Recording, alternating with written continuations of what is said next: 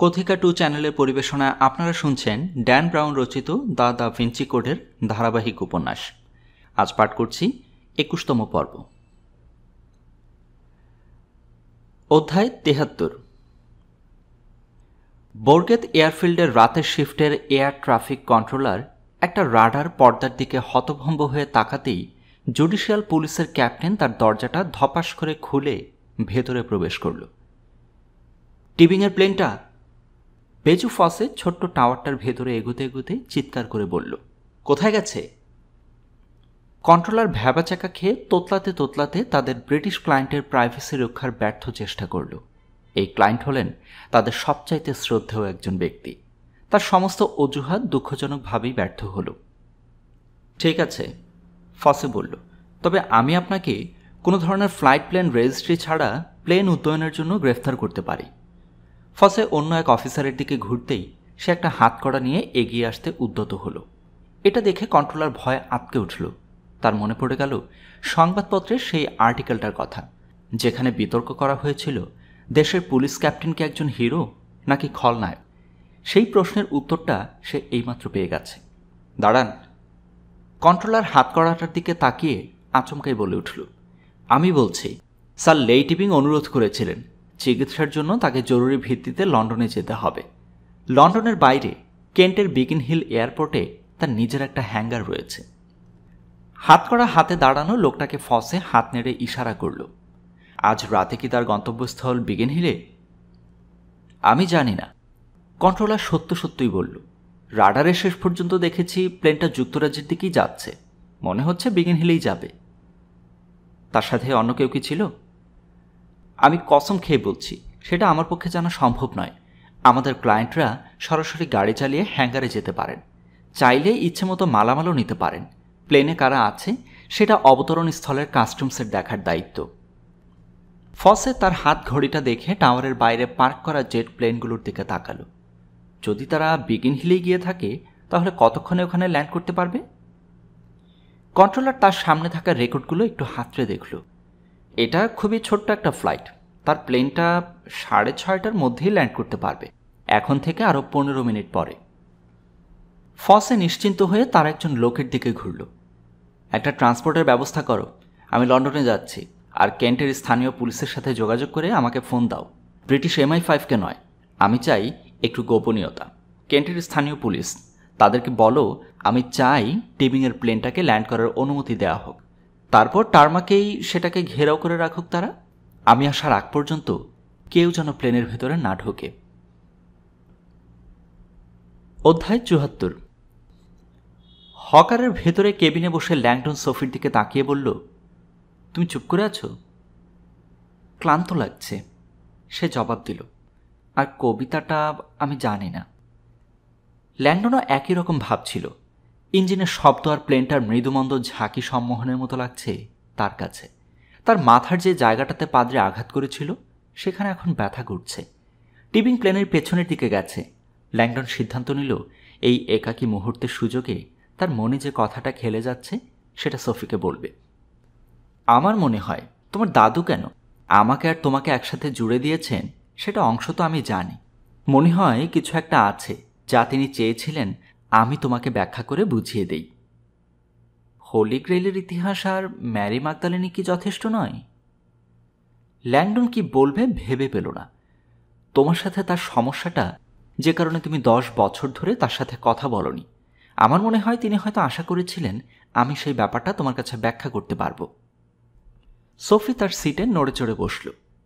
আমি তোমাকে বলিনি কেন আমাদের দুজনের মধ্যে সম্পর্কটা ভেঙে গিয়েছিল। ল্যাংডন খুব সাবধানে তার চোখের দিকে তাকালো।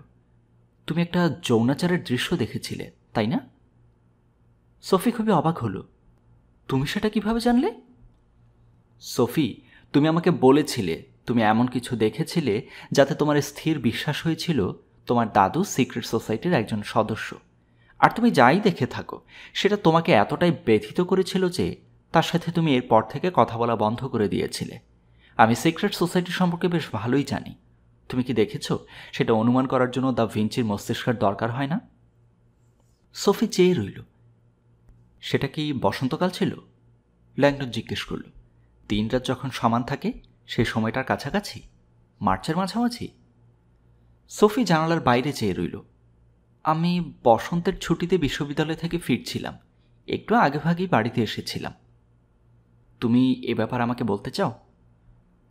আমি বলবো না। সে আচমকা ল্যাংডনের দিকে ঘুরে তাকালো, তার চোখে আবেগের বহিঃপ্রকাশ। আমি কি দেখেছি আমি জানি না। নারী পুরুষ উভয়ই ছিল সেখানে। একটু সময় নিয়ে সে মাথা নেড়ে সায় দিল। সাদা আর কালো পোশাক পরা ছিল। সে চোখ মুছে মাথা নাড়ল, মনে হলো এবার হয়তো খুলে বলবে। মেয়েরা সাদা গাউন আর সোনালি জুতা পরা ছিল, তাদের হাতে ছিল সোনালি রঙের গোলক। পুরুষেরা কালো পোশাক আর কালো জুতা পরা ছিল। ল্যাংডন তার আবেগটা প্রশমিত করল, তারপরেও সে বিশ্বাস করতে পারল না এসব সে কি শুনছে। সোফি নেভো ঘটনাচক্রে 2000 বছরের পুরনো একটি পবিত্র আচার অনুষ্ঠান প্রত্যক্ষ করেছে। মুখোশ ছিল? সে জিজ্ঞেস করল, নিজের কণ্ঠটা শীতল রাখার চেষ্টা করল। হ্যাঁ, সবারই মুখোশ ছিল, সাদাগুলো মেয়েরা, কালোগুলো পুরুষের।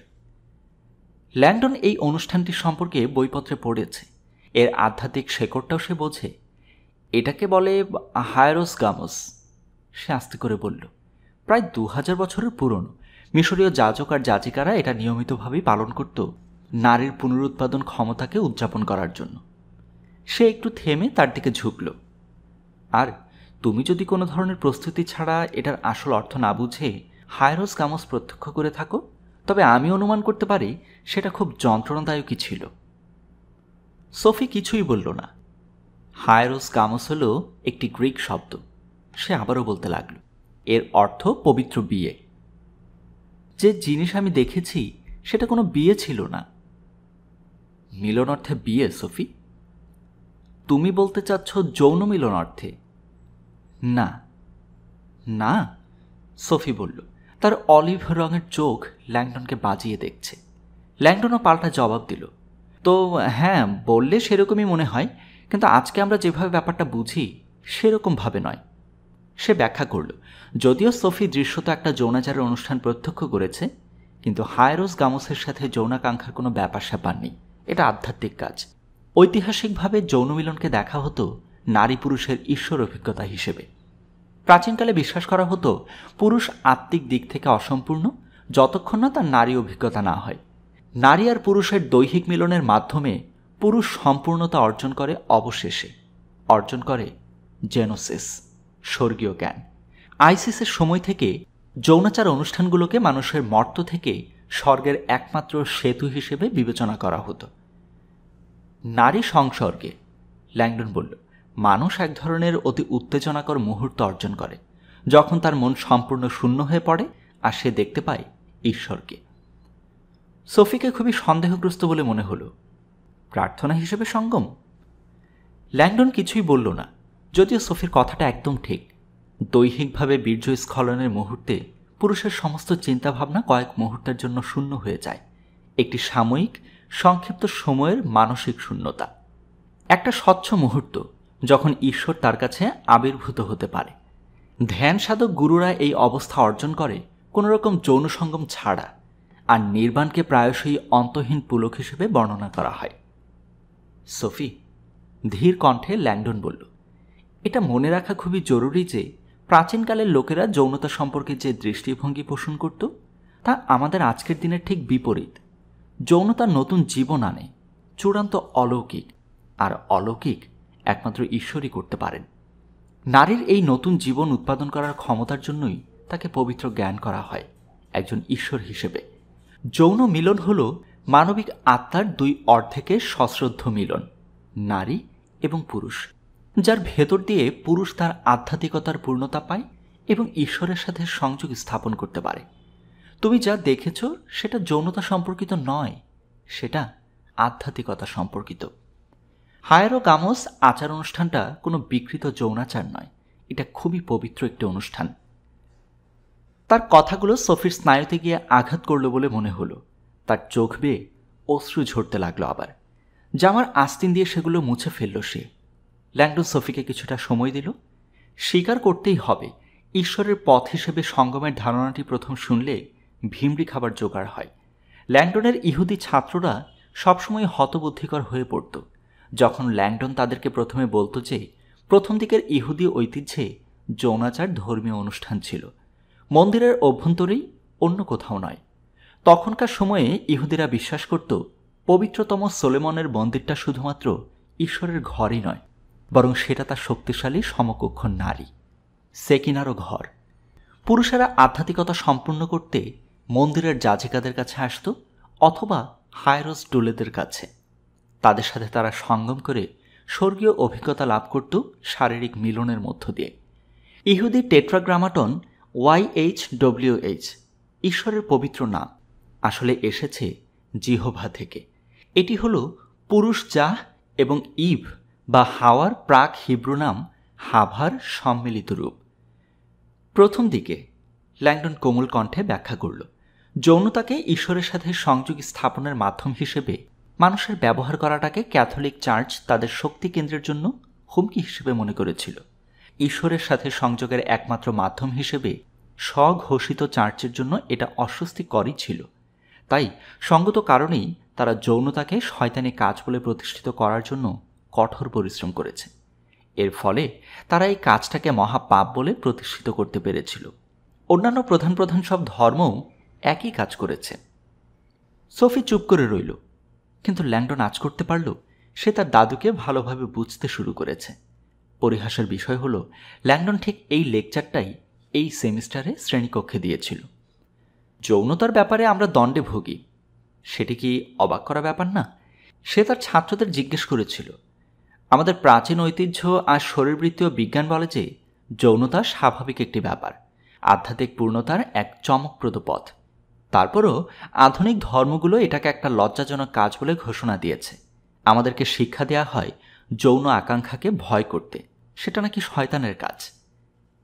ল্যাংডন ঠিক করল সে আর তার ছাত্রদেরকে এই কথাটা বলে ভ্যাবাচাকা খাওয়াবে না যে পৃথিবীব্যাপী 1 ডজনের বেশি সিক্রেট সোসাইটি, যাদের অনেকেই খুবই প্রভাবশালী, এখনও যৌনাচার অনুষ্ঠান পালন করে থাকে প্রাচীন ঐতিহ্যটাকে বাঁচিয়ে রাখার জন্য। ইজ হোয়াইট শার্ট ছবিতে অভিনেতা টম ক্রুজের চরিত্রটি অতি অভিজাত ম্যানহাটনবাসীদের একটি গোপন সম্মেলনে ঢুকে পড়ে হায়রোস গামস প্রত্যক্ষ করে ফেলে। দুঃখজনক যে বেশিরভাগ চলচ্চিত্রকারই ব্যাপারটাকে ভুলভাবে উপস্থাপন করে থাকে। প্রফেসর ল্যাংডন, একজন ছাত্র পেছনের বেঞ্চ থেকে হাত তুলে বলল। তার কণ্ঠ শুনে মনে হলো সে খুব আশাবাদী। আপনি কি বলতে চাচ্ছেন যে চার্চে না গিয়ে আমাদের বেশি বেশি সঙ্গম করা উচিত? ল্যাংডন মুখ টিপে হাসল। হার্ভার্ডের পার্টি থেকে সে জানতে পেরেছে এইসব ছেলেপেলেরা যথেষ্ট পরিমাণেই সঙ্গম করে থাকে। ভদ্র মহোদয়গণ, সে বলেছিল, জানত সে খুব নাজুক অবস্থায় আছে। আমি কি আপনাদেরকে একটা উপদেশ দিতে পারি? প্রাক বিবাহ সঙ্গমকে উৎসাহিত না করে এবং আপনারা সবাই এক একজন কুমার বা ফেরেস্তা এটা না মনে করেই আমি আপনাদেরকে আপনাদের যৌন জীবন নিয়ে একটা উপদেশ দিব। সব ছাত্র সামনের দিকে ঝুঁকে পড়ল, শোনার জন্য উদ্গ্রীব তারা। এরপর আপনারা মেয়েদের সাথে সময় কাটানোর মুহূর্তে নিজেদের মনকে জিজ্ঞেস করে দেখবেন, যদি আপনারা যৌনতাকে আধ্যাত্মিক বা মরমী হিসেবে না খুঁজে পান, তবে নিজেদেরকে চ্যালেঞ্জ করে খুঁজে পাবেন সেই স্বর্গীয় স্ফুলঙ্কটি যা মানুষ কেবলমাত্র পবিত্র নারীদের সাথে মিলিত হবার মধ্য দিয়েই অর্জন করে থাকে। মেয়েরা মুচকি হেসে মাথা নাড়ল, আর ছেলেরা একে অন্যের দিকে ইঙ্গিতপূর্ণভাবে তাকালো। ল্যাংডন দীর্ঘশ্বাস ফেলেছিল। কলেজের ছেলেগুলো এখনো বাচ্চা ছেলেই রয়ে গেছে। প্লেনের জানালায় মাথাটা ঠেকাতেই সোফির কপালে ঠান্ডা অনুভূত হলো। সে শূন্যে চেয়ে রইল। এইমাত্র ল্যাংডন তাকে যা বলেছে সেটা বোঝার চেষ্টা করছে। সে এক ধরনের অনুশোচনায় আক্রান্ত হলো। 10টি বছর সে এক গাদা চিঠির কথা ভাবল, যেগুলো সে কোনোদিন খুলে পড়েনি। চিঠিগুলো তার দাদু পাঠিয়েছিল। আমি রবার্টকে সবই বলবো। জানালা থেকে মাথাটা না সরিয়েই সে কথা বলা শুরু করল, ধীরে ধীরে আর ভয়ার্থ কণ্ঠে। সেই রাতে কি ঘটেছিল সেই কথাটা বলা শুরু করতেই তার মনে হলো সে অতীতে ফিরে গেছে, তার দাদুর নরম্যান্ডির স্যাতুতে। ফাঁকা বাড়িতে খুঁজতে খুঁজতে নিচ থেকে কিছু কণ্ঠ শুনতে পেয়েছিল। তারপর লুকানো দরজাটা খুঁজে পেল সে। পাথরের সিঁড়িটা দিয়ে নিচে নেমে গেল। মাটির নিচে গুহার মতো সেই জায়গাটা, সেটা ছিল মার্চ মাস। সিঁড়ির নিচে অন্ধকার জায়গাটা থেকে লুকিয়ে লুকিয়ে সে দেখতে পেয়েছিল কমলা রঙের মোমবাতির আলোতে কতগুলো আগন্তুক গুনগুন করে গান গাইছে। আমি স্বপ্ন দেখছি, সোফি নিজেকে বলেছিল। এটা স্বপ্ন, তাছাড়া আর কি? নারী আর পুরুষেরা সামনে পেছনে দুলছে, কালো সাদা কালো সাদা। নারীদের হাতে সোনালি গোলক ধরা, আর তারা গুনগুন করে গাইছে একসাথে। শুরুতে আমি তোমার সাথেই ছিলাম, সব পবিত্র ভোরেই আমি তোমাকে জঠরে ধারণ করেছি দিন শুরুর আগেই। মেয়েরা তাদের গোলকগুলো নিচে নামালেই পুরুষেরা সবাই পিছু হটে যাচ্ছে, আর উপরে ওঠাতেই আবার সামনে এসে পড়ছে। তারা চারিদিকে গোল হয়ে আছে, আর সামনের দিকে কিছু একটার প্রতি শ্রদ্ধা জানাচ্ছে। তারা কিসের দিকে তাকিয়ে আছে? কণ্ঠগুলো আরো জোরে জোরে শোনা গেল এবার, উচ্চ কণ্ঠ আর দ্রুত। নারীকে যে ধারণ করে আছে সে হলো প্রেম, মেয়েরা বলল। হাতে ধরা গোলকগুলো আবারও তুলে ধরল। পুরুষেরা জবাব দিল, তার স্থায়ী নিবাস হল অমরত্বে। গুঞ্জনটা আবারও বাড়ল, এবার বজ্রপাতের মতো শোনালো, দ্রুত। অংশগ্রহণকারীরা সামনে গিয়ে হাঁটু গেড়ে বসে পড়ল। ঠিক সেই মুহূর্তেই সোফি দৃশ্যটা দেখতে পেয়েছিল। মাঝখানে একটা নিচু বেদিতে একজন লোক শুয়ে আছে। সে সম্পূর্ণ নগ্ন, কালো একটা মুখোশ পরে উপর হয়ে আছে। সোফি সঙ্গে সঙ্গে চিনতে পারল কাঁধের জন্মদাগটা দেখে। সে প্রায় চিৎকার করে উঠল, গ্রেপেয়া! এই দৃশ্যটা ছিল সোফির চিন্তারও বাইরে, কিন্তু তার চেয়েও বেশি কিছু তার জন্য অপেক্ষা করছিল। তার দাদুর দুই পায়ের ফাঁকে সাদা মুখোশ পরা একজন নগ্ন নারী। তার শরীরটা ছিল বেশ নাদুস নুদুস। গুঞ্জনের সাথে ছন্দের তালে তালে শরীর দোলাচ্ছিল। সোফির দাদুর সাথে সঙ্গম করছিল সে। সোফি ঘুরে দৌড়ে চলে যেতে চেয়েছিল, কিন্তু সে পারেনি। বৃত্তাকারে অংশগ্রহণকারীরা মনে হলো এবার গান গাইতে শুরু করেছে। গুঞ্জনটা বাড়তে বাড়তে আচমকা একটা গর্জন হলো। পুরো ঘরটা যেন উত্তেজনার শীর্ষ সুখে ফেটে পড়ল। সোফি দম নিতে পারছিল না। সে নীরবে ওখান থেকে বের হয়ে গাড়ি চালিয়ে প্যারিসে ফিরে এসেছিল। অধ্যায় ৭৫। চার্টার করা বিমানটা যখন সবেমাত্র মোনাকো অতিক্রম করল, তখন আরিঙ্গারোসা দ্বিতীয়বারের মতো ফসের সাথে ফোনে কথা বলছিলেন। তিনি এয়ার সিকনেস ব্যাগটা হাতে তুলে নিলেন, কিন্তু তার মনে হলো বমি করলে আরও বেশি অসুস্থ হয়ে পড়বেন। কোনো রকমে বিমানটা থামুক। ফসের নতুন সংবাদটা মনে হচ্ছে দুর্বোধ্য। অবশ্য আজ রাতে সবকিছুই তো দুর্বোধ্য হয়ে উঠেছে। এসব হচ্ছে কি? সবকিছুই যেন হাত ফসকে বের হয়ে নিয়ন্ত্রণহীন হয়ে পড়ছে। সাইলাসকে জড়িত করে পেলাম কি? আমি বা জড়িত হয়ে পেলাম কি? টালমাটাল পায়ে আরিঙ্গারোসা ককপিটের দিকে হেঁটে গেলেন। আমার গন্তব্যস্থল বদলানোর প্রয়োজন। পাইলট পেছনে ফিরে তাকিয়ে হাসল। আপনি ঠাট্টা করছেন তাই না? না, আমাকে এখনই লন্ডনে যেতে হবে। ফাদার, এটা চার্টার বিমান, কোনো ট্যাক্সি ক্যাব না। আমি আপনাকে এজন্যে বাড়তি টাকা দেব। কত চান? লন্ডন এখান থেকে মাত্র 1 ঘন্টার পথ। তো ফাদার, এটা টাকার প্রশ্ন নয়, অন্য কারণও রয়েছে। 10,000 ইউরো এক্ষুনি দেব। পাইলট বিস্ময়ে তার দিকে চেয়ে রইল। কত? কোন ধরনের পাদ্রী এই পরিমাণ টাকা বহন করে? আরিঙ্গারোসা তার কালো ব্রিফকেসটার কাছে ফিরে গিয়ে সেটা খুলে একটা বন্ড বের করে পাইলটের হাতে বন্ডটা তুলে দিলেন। এটা কি? পাইলট জানতে চাইল। 10,000 ইউরোর বন্ড, ভ্যাটিকান ব্যাংক থেকে তোলা। পাইলট সন্দেহের দৃষ্টিতে তাকালো।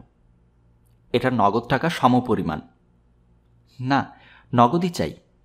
বন্ডটা ফিরিয়ে দিয়ে পাইলট বলল। আরিঙ্গারোসা নিজেকে খুব দুর্বল বলে মনে হলো। এটা জীবন মরণ সমস্যা, আপনি অবশ্যই আমাকে সাহায্য করবেন। আমার লন্ডনে যেতেই হবে।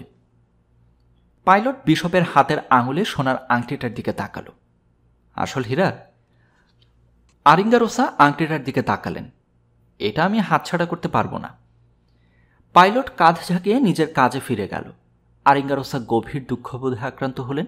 তিনি আংটিটার দিকে আবারও তাকালেন। অনেকক্ষণ পর আঙুল থেকে আংটিটা খুলে পাইলটের সামনে প্যানেলের উপর সেটা রাখলেন। আরিঙ্গারোসা ককপিট থেকে দ্রুত বের হয়ে এসে নিজের সিটে গিয়ে বসলেন।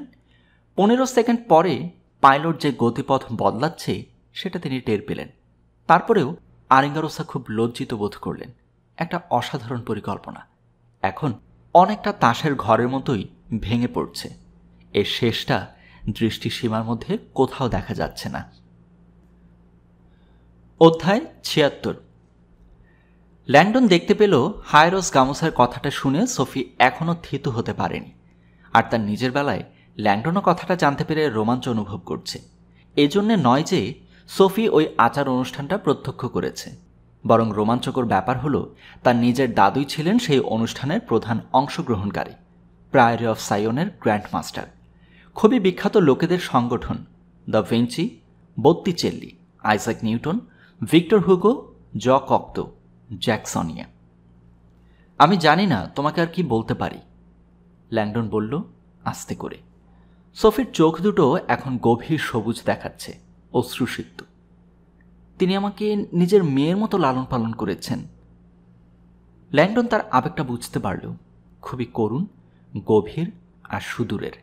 সোফি নেভু এখন তার দাদুকে সম্পূর্ণ নতুন আলোয় দেখতে পাচ্ছে। বাইরে ভোর হচ্ছে খুব দ্রুত, নিচের পৃথিবী এখনো অন্ধকারে ডুবে আছে। কিছু খাবেন মাই ডিয়ার? টিবিং উৎফুল্ল হয়ে তাদের সাথে যোগ দিলেন। সঙ্গে করে নিয়ে এসেছেন কোক আর ওল্ড ক্র্যাকার্স। খাবারগুলো খুব বেশি পরিমাণে নেই বলে তিনি ক্ষমা চাইলেন। আমাদের পাদ্রী বন্ধু এখনও কথা বলছে না, তিনি খুব খুশিতে বললেন। তাকে সময় দিন। একটা ক্র্যাকারে কামড় দিতে দিতে তিনি কবিতাটার দিকে তাকালেন। তো কোনো কিছু পেলেন? সোফির দিকে তাকিয়ে বললেন, আপনার দাদু আমাদেরকে কি বলতে চাচ্ছেন? এই সমাধি ফলকটা আবার কোথায়, যা টেম্পলার কর্তৃক প্রশংসিত? সোফি মাথা ঝাঁকালো, নীরব রইল।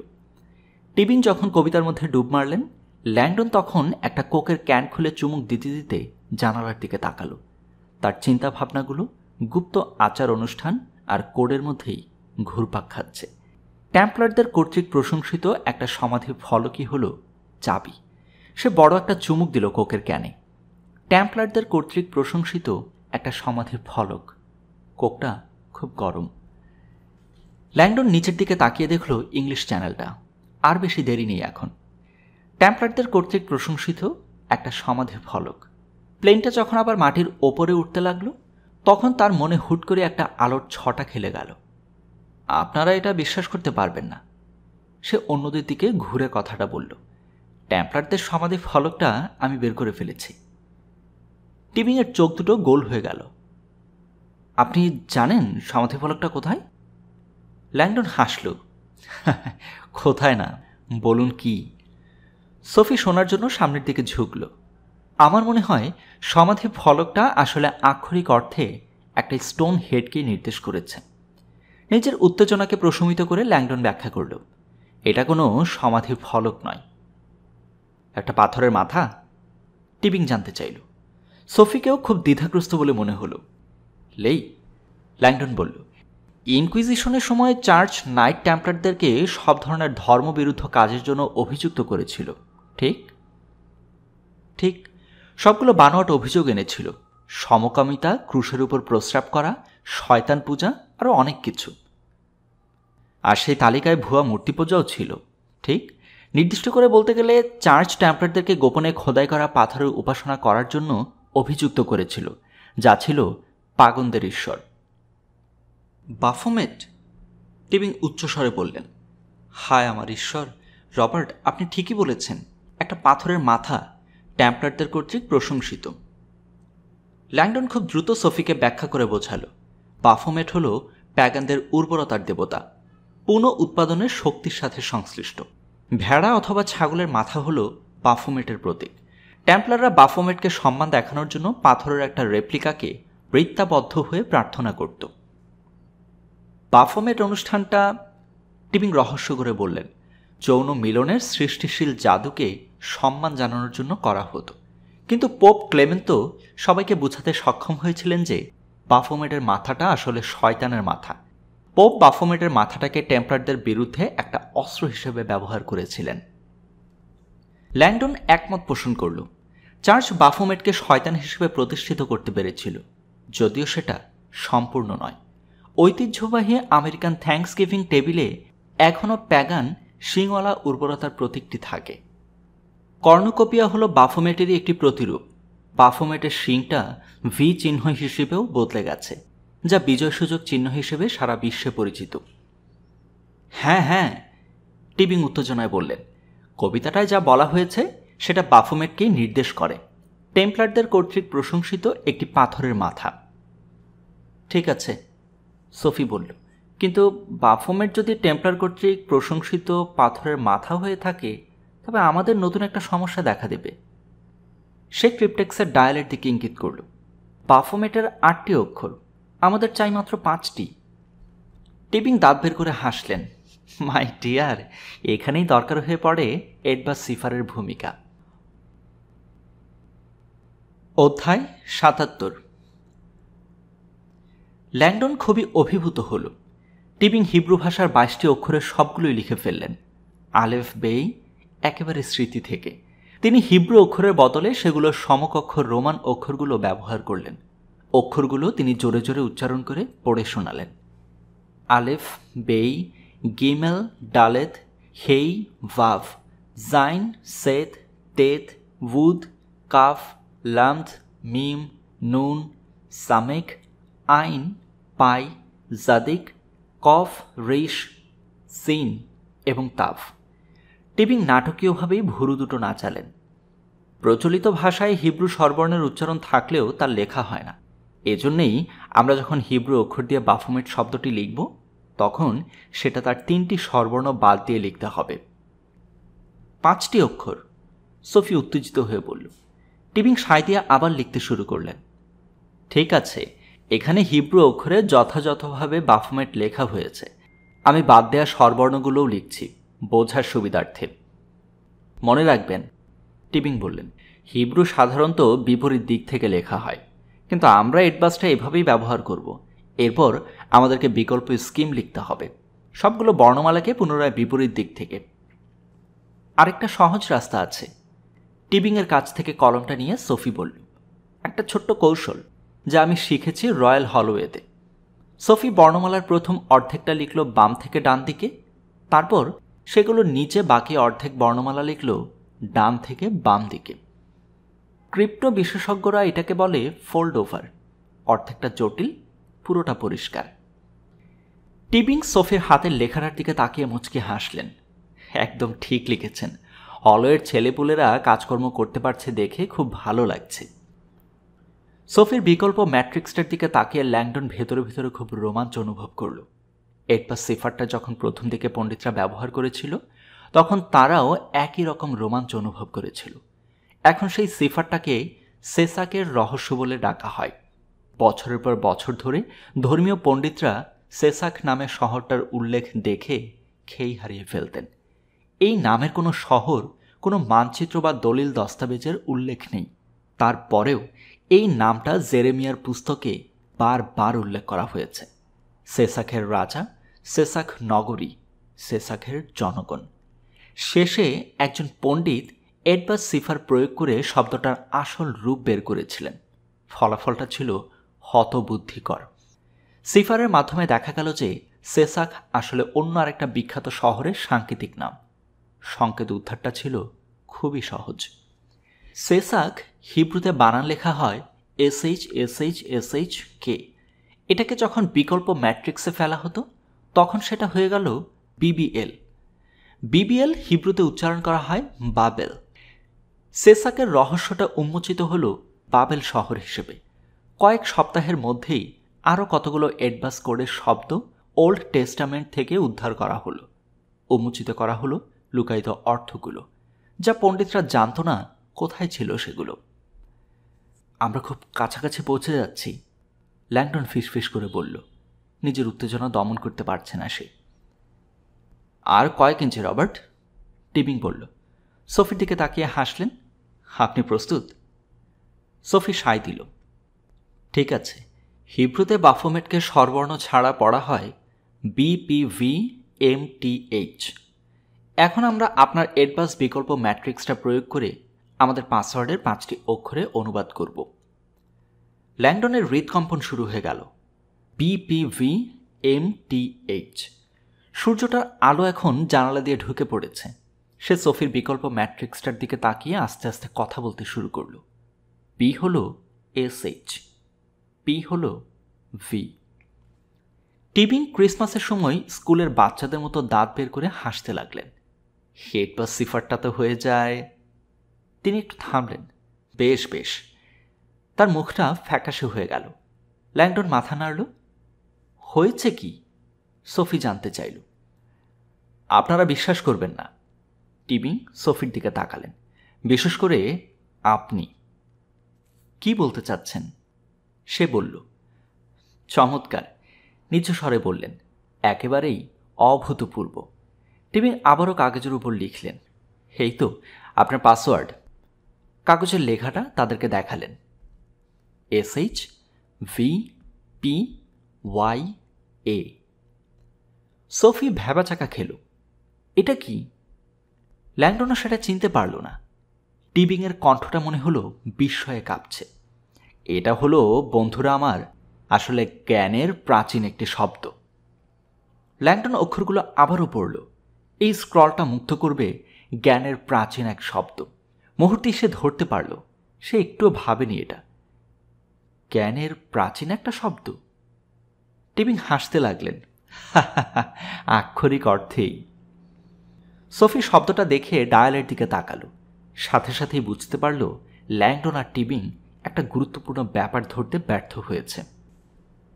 দাঁড়ান, এটা পাসওয়ার্ড হতে পারে না, সে বলল। ক্রিপ্টেক্সের ডায়ালে SH অক্ষরটা নেই। এটাতে তো ঐতিহ্যবাহী রোমান বর্ণমালা ব্যবহার করা হয়েছে।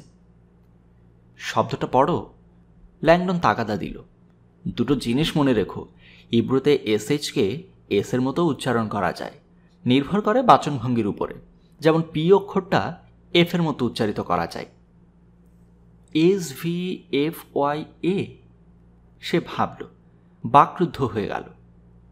জিনিয়াস, টিবিং যোগ করলেন। VAV অক্ষরটা প্রায়শই ও স্বরবর্ণের মতো উচ্চারিত হয়। সোফি আবারও অক্ষরগুলোর দিকে তাকালো। সেগুলোর উচ্চারণ কীরকম হয় সেটা চেষ্টা করে দেখল। SOFYA। ল্যাংডন সোৎসাহে মাথা নাড়ল। হ্যাঁ, গ্রিক ভাষায় সোফিয়ার আক্ষরিক অর্থ হলো জ্ঞান। তোমার নামের উৎসটা হলো আক্ষরিক অর্থেই জ্ঞান। সোফি হঠাৎ করেই তার দাদুর অভাব অনুভব করল, প্রচণ্ডভাবে। তিনি আমার নামে প্রায়োরিটির কিস্টোনটা এনক্রিপ্ট করেছেন। তার গলাটাতে কিছু একটা আটকে গেল যেন। সব কিছুই মনে হচ্ছে নিখুঁত। কিন্তু 5 অক্ষরের ডায়ালটার দিকে তাকাতেই সে বুঝতে পারল আরও একটা সমস্যা রয়ে গেছে। কিন্তু দাঁড়ান, সোফিয়া শব্দের অক্ষর তো 6টা। টিবিংয়ের হাসিটা মিইয়ে গেল না। আপনার দাদুর লেখা কবিতাটার দিকে তাকান। জ্ঞানের প্রাচীন একটি শব্দ। হ্যাঁ। টিবিং ভুরু তুললেন। প্রাচীন গ্রিকে জ্ঞান শব্দটা SOFIA এই বানানায় লেখা হতো।